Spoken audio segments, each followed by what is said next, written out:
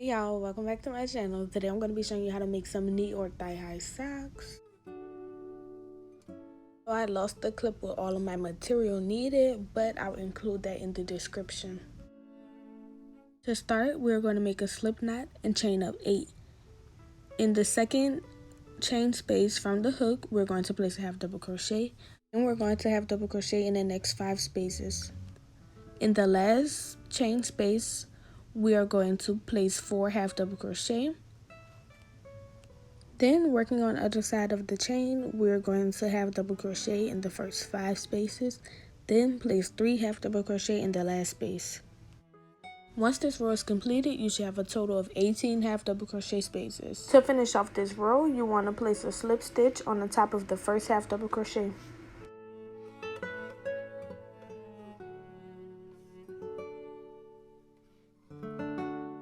Start off row 2, we are going to chain 1.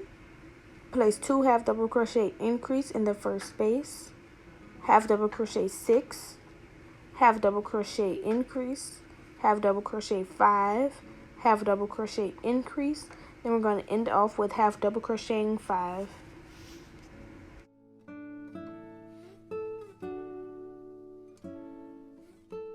At the end of row 2, you should have a total of 22 half double crochet.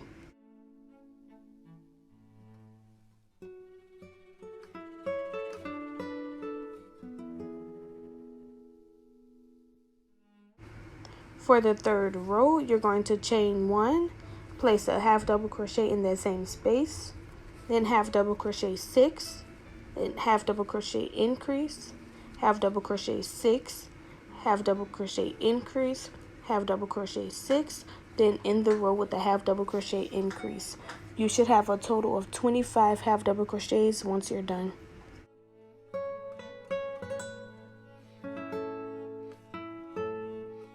For rows 4 through 6, we'll just be chaining 1 and placing a half double crochet in each previous half double crochet stitch, so you should end each row with 25 half double crochet stitches.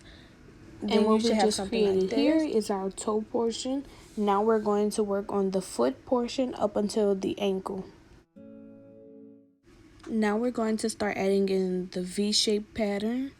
So we're going to chain up 3. Then in that same space, we're going to place a double crochet. Chain 1, skip 2 stitches on the base. In that third space, you're going to want to double crochet, chain 1 and double crochet. Then we're going to chain 1 again, skip 2 spaces on the base, double crochet, chain 1 and double crochet again in that third space, and chain 1, and we're going to complete this around until you have a total of 9 V-stitches. Your last V-stitch should be directly in front of your chain 3 that you started with. And to end this row, you're going to slip stitch into the chain 2 of the chain 3. To start off your remaining rows, you're going to slip stitch into the middle of the V stitches, chain up 3, then place a double crochet in the middle of the chain V stitches, chain 1, and then you're going to V stitch into each previous V stitch, and you're just going to complete that until you have your desired number of rows. To figure out how many rows I need, I usually do my shoe size plus 3 or my given shoe size plus 3. So if the shoe size is 7, I'm going to have a total of 10 rows of V-stitches. If my shoe size is an 8, I'll have 11 rows of V-stitches. If it's a 9, 12 rows of V-stitches, 10 would be 13 rows of V-stitches, and so on and so on.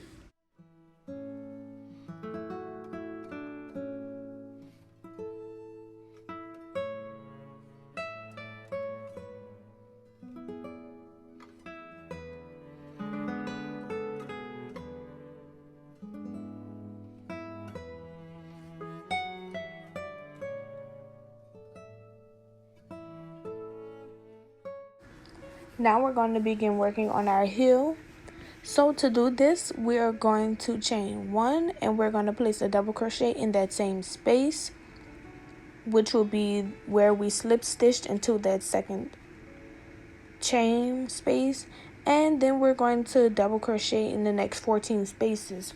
Those spaces will be the middle of the V, the top of the double crochet, the gap space, the top of the double crochet space, the middle of the V and the top of the double crochet space, and so on until you have a total of 15 double crochet stitches. For the heel, you should work a total of 5 rows of just double crocheting.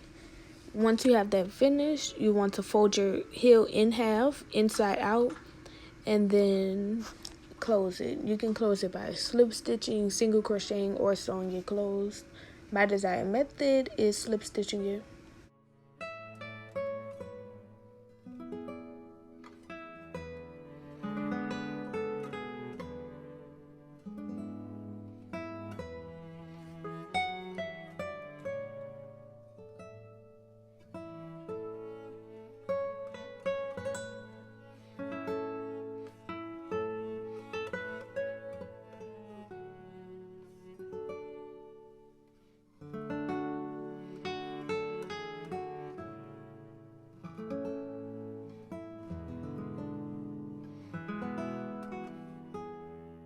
So now that our toe, foot, and ankle are done, our toe, foot, and heel are done, we're going to begin working on our ankle.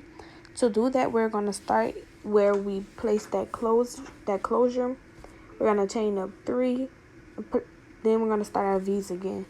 So you're going to chain up 3, place a double crochet in that same space, chain 1, then we're going to skip 1 set of double crochets and place the next V. And we're just going to continue that row, but you should place a V everywhere that you already had a V gap or a V stitch, if that makes sense. But once you end this row, you should have a total of 12 V stitches. Once I start working on my leg portion, I alternate between 2 hooks, a smaller hook and a larger hook. So for this section, for my ankle, I am doing 9 rows of V stitches with my 4mm hook. And I will meet you back once we start our leg and calf portion, because that's when I switch back to my 4.5mm hook.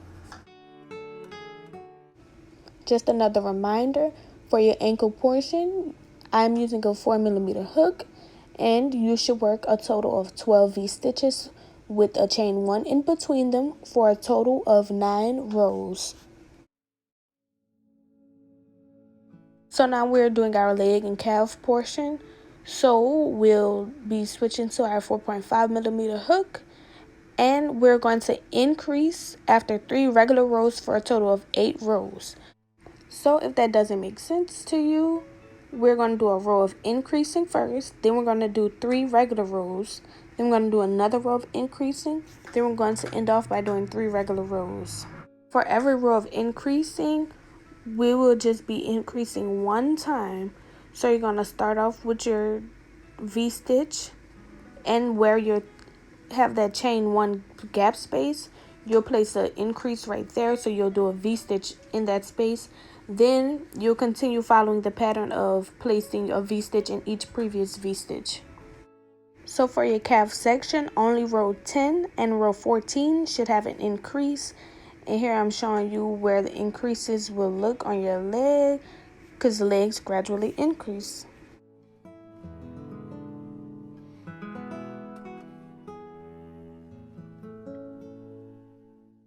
So now we'll be doing an increase after 2 regular rows for 4 rows.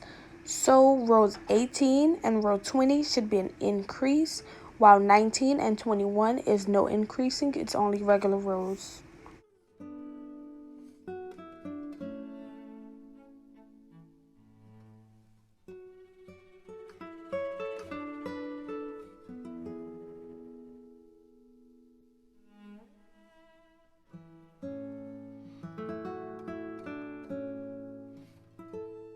So now you should have a total of 21 rows, but we're going to work 13 rows of just regular V stitching, no increasing in this portion at all unless you feel like you need it.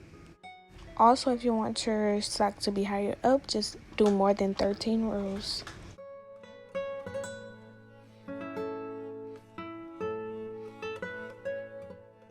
Once you complete those 13 rows, you should now have a total of 34 rows. And now we're going to start off our top section and the end.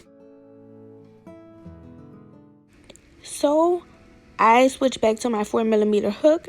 We're going to chain 2, and then we're going to place a double crochet in each following space or stitch that there is. For the first row, we'll just work regular. For row 2, we'll decrease after 5 stitches. And then for our third and final row, we'll just double crochet regular.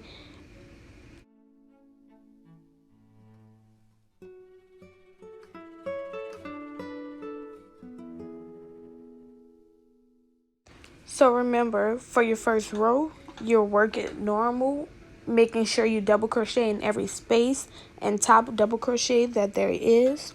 For row 2, you want to decrease after 5 stitches. So you're going to double crochet 5, then do a double crochet decrease. I don't like the variation of how many you'll have, is up to you. Then for the third and final row, you just double crochet as normal.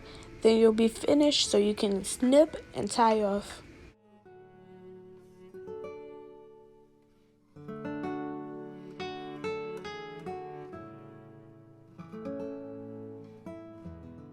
So the reason I decrease on my second row is so that we start to get a more snug fit.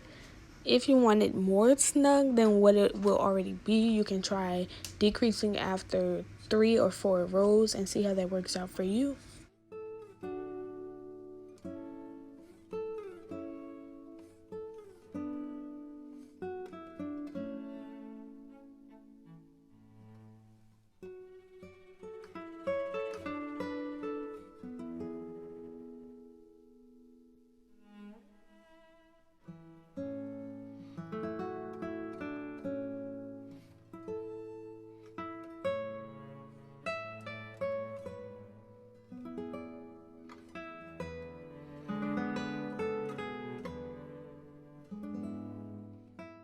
So here's my final product. I really love the way my socks be coming out, y'all. But like, if you have any questions, make sure you leave them in the comment section. If you enjoyed this video or any of my other videos, make sure you subscribe so I can continue pushing out videos for you guys. But thanks for watching. And don't forget, any questions, comments, or concerns, or even video suggestions, just leave them below so I know and I'll respond as soon as I see them.